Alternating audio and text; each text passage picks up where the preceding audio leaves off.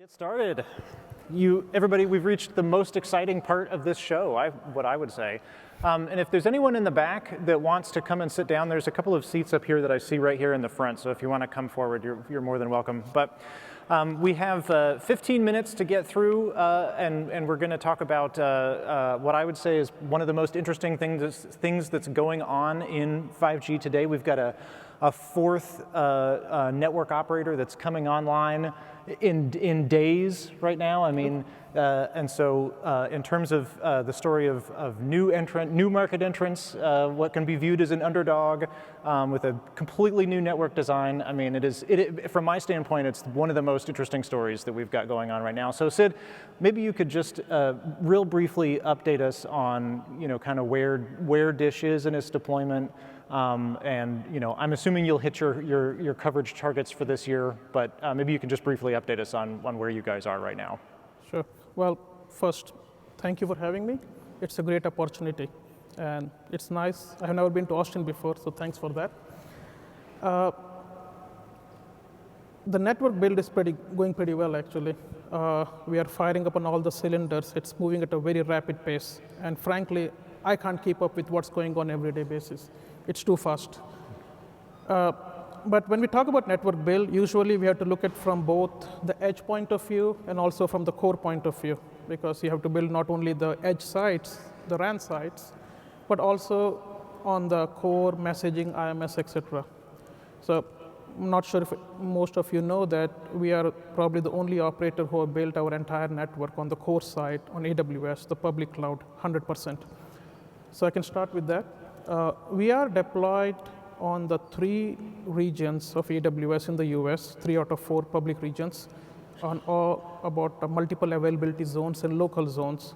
What we have done is we completed the build out of our 5G core, IMS, messaging, regulatory services, interconnect, and all the other nice things about billing stuff, etc. So all that is done. Obviously, we have launched Vegas. So everything is in place. In next few days, as you said, we'll be launching many more markets. I don't remember the complete list on top of my mind, but there are some big cities like Dallas, Oklahoma City, Sioux Falls, Cincinnati, Orlando. I think all in all, there are about 25 big cities and about 100 small cities that would come up live in next few days. There you go. And so it's really happening. It's really real. Yeah. I think a lot of us have been watching Dish, kind of assuming that we'll see if it actually happens, but you're here to tell us that it is definitely happening. Yep. Yeah. So, and you mentioned Amazon, and we were just talking backstage about, you have been involved in the decision and the work with Amazon since the beginning. This is kind of you've really been focusing on the deal with Amazon and the move to the public cloud and that kind of stuff. Yep. So let's dig into that question about Amazon.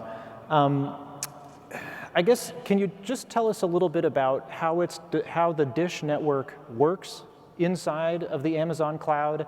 And here's the big question for you: is it an exclusive deal with Amazon? Meaning, is there an option for Dish to use a different cloud provider if necessary? Yeah. Well, I won't get into the specifics of the business side of the deal, but being a technologist, the way I would describe is we are hybrid multi-cloud. That's fundamentally where we are. In fact, if you look at the definition of what a cloud native is, everyone has a different opinion, right? From our point of view, we think cloud native is something, it's an approach to how you build and code for the applications. It's the architecture, it is the way to operate. And why it is really important is because now, when we talk to our partners, the ISV software partners, we give them a set of principles. We said, we want you to develop the software meeting these 13, 14 core principles, what we call cloud native principles. And obviously, everyone is at a different point in the journey to meet them. But what fundamentally does is that it forces the application to be completely microservices based. It forces them to be elastic. It says that you have to be stateless. It forces them to be scalable depending on the infrastructure. As you add more infrastructure, we want the application to scale up and down. But one of the biggest principles, and my favorite is apt here, is that application should be loosely coupled to the underlying infrastructure and should be capable of doing multi-cloud. So our applications can run on multiple clouds. Obviously, AWS is a great partner. We started with them. We have deployed extensively because we have to meet a deadline. But we'll see how it goes. Okay. And so, I mean, just to follow up on that, are there any plans in place to, are you testing in other different clouds right now, or are you really just focused on hitting some of these build-out goals and then potentially testing after that? Definitely, number one goal for us is to meet the build-out deadlines. Yeah. Right? That is the goal for the company. Having said that, we want to be a technology leader. So we never bind ourselves with only one. We always want optionality. As a technology team, my job is to look for the best for the dish. So I'm looking at multiple options that's out there. We talk to everyone. Again, always we had said that there's a consumer side of the story, but enterprises are the big ones. And in many cases, enterprises might be on different clouds. We don't want enterprises to come to us. We want us to go to the enterprises, meet at their premises, at their infrastructure, on their platforms. So if other clouds are in play, we'll definitely do that. Okay. And you were telling me a little bit backstage about how the Dish network is designed inside of Amazon. The way that you run your packets through the Amazon cloud is very specific to Dish and gives you a lot of flexibility in terms of how you handle that, the traffic within inside of the Amazon network. So maybe you can just kind of highlight that and explain why is it important that you've designed it inside of Amazon the way that you've done? Yep. I think now we're getting into more engineering details now. Yeah. It's fine. We have 8 minutes. We can cover all of the Cloud RAN design in 8 minutes. No, this is good. So Amazon, again, AWS is a great partner for the infrastructure and the platform. But telco is completely different. One of the key requirements for telco is to have a quality of service, able to route the packet to the right network functions and meet the latency requirements. And at the same time, you have to figure out the reliability and resiliency of the system. In case a network function goes down, you need to have a networking to make sure that underlying traffic is moved to an alternative network functions, which is also available in the cloud. So for that reason, we have done our own overlay routing on top of AWS, which is we run actually a virtualized router consisting of different network functions. In fact, we call them virtual private clouds, VPCs, which hosts multiple network functions. We connect those VPCs using our own overlay routing that not only allows us to pivot in case of a failure quickly, but at the same time, more importantly, it allows us to maintain the quality of service all the way from the edge to right down into the core. So like we control the QoS end to end. We know exactly where the packet has to go, where it has to be pivoted, the routing tables, everything we do with the overlay network. We don't let the underlying cloud control that. And I mean, there's a lot of talk in the industry right now about how operators need to be very careful if they decide to move into a cloud like the Amazon cloud, because there's the chance of getting locked into that cloud.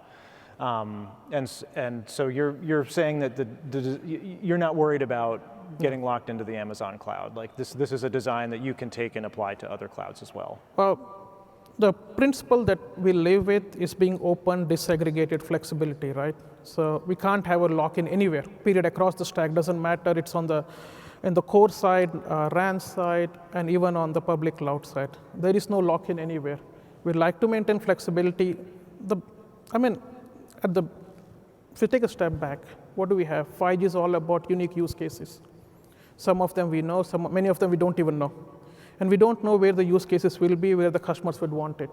So it doesn't make any sense for anyone to be logged into a particular cloud or particular RAN vendor or particular core or anything. It's all about flexibility. And again, meet the customer where they want to be met. Got it. So we've been talking about the design of Dish's network inside of the Amazon cloud and the reasons for that. So now I want to change gears a little bit and talk about the design of the Dish network and what it allows you guys to do. And specifically, like during the analyst day last week, they were talking about an application programming interface and how enterprises can use that to plug into the Dish network. And sort of by the same argument that Dish can also program its own network, with software. And so maybe you can tell us a little bit about, how when you were looking at like the design of the RAN and what the radios are doing, and like how are you using that right now? Like how are you programming the network given the software design that you guys have? Okay, no, that's good. So right now, everything we have on the telco side are applications. We don't buy any physical functions, right? And by design, these applications can run in any infrastructure as long as it meets the compute requirements. But coming back to the programming side of things, let me take an example on the RAN side. Let's talk about RIC for a minute here, which is real-time intelligent controller. Radio intelligent controller, both real-time and non-real-time. From my perspective, I think we have done a disservice to ORAN by not talking much about RIC. Definitely, the open fronthaul interface between the DU and RU was a big thing. We have done that. In fact, we have multi-band radios. We have triple band radios. No one else has. They're ORAN compatible. They're functioning fine. But RIC is the next big thing. That is where the programmability meets the RAN. Whether it's a real-time or non-real-time RIC, it allows the operator to control the intelligence and logic in the network. Again, going back to you can have multiple use cases. Instead of having one size fits all, why don't you let RIC program the network to meet the specific use case? You can have hundreds of applications that can run on the RIC platform, and not 100 could be tied to one consumer. It could be 3 applications to consumer 1, 4 to consumer 2, like that. You can program them appropriately. 3G was all about voice messaging. 4G is all about data. But one thing we know for sure, we heard again and again, 5G is about use cases. Many of them known, most of them unknown. RIC, along with network slicing, is what gets you there. Extreme programmability. And I am not familiar if Dish has talked about the vendors that it's using for RIC. Is that something that you can talk about? We have not announced that yet. Okay. So TBD then. TBD. We have to have something for next year. Okay, yeah, exactly. We'll save it for the next year's show. We'll stay tuned for that. Yep. Okay. But like you said, it gives you a lot of programmability within the network. And you've got potentially hundreds of applications that you can apply into the RAN. Like what? Maybe you can kind of talk us through some of the most used ones. Like I've heard about, turning down the power at night, that kind of stuff. So there are applications for RAN management or network management, network operations, right? But let's talk something more different that is more specific to the customers, right? I think we were discussing about someone wants to offer a communication service to their enterprises. Now, instead of having them all go through, say, simply voice over NR or video over NR, why don't we offer a service like Microsoft Teams for them to have a communications? And my RAN management suite is completely geared and customized to offer that particular service only, because that is all the enterprise cares about. They do not care about IoT applications. They do not care about low latency applications. So instead of having one size fits all, RIC, I can optimize a service-specific, application-specific network. So the enterprise can come to you guys and say, deploy this into your RIC, for example, that would run Teams or whatever it is, their own voice communications platform, their own unified communications platform, and then you could put it in your network to service that specific enterprise customer. Extremely programmable. They come to us with the problem statement, what they want to do, how we convert them into a network model. Implementation is what we do through programming, and they get the best experience. And is that run, so we were talking backstage about, you've got the Amazon cloud, and then at the cell sites, there's a lot of VMware cloud. Does the RIC sit inside of the VMware, or is it somewhere else? It's a distributed. Because we do run a distributed network, right? So we have a DUs at site, DUs at local data centers, the CUs run on AWS. So the RIC talks to all of them. Okay. So it is kind of distributed. Okay. And that is another service that is essentially available to Dish's potential enterprise customers. Usually it's oblivious to them. We don't expose at that level. All they need to know is that they have a service, they have an SLA, and we take care to make sure we meet that SLA and that service. Got it. All right. I'm seeing our time click down. Please join me in thanking our excellent speaker today. Thank you.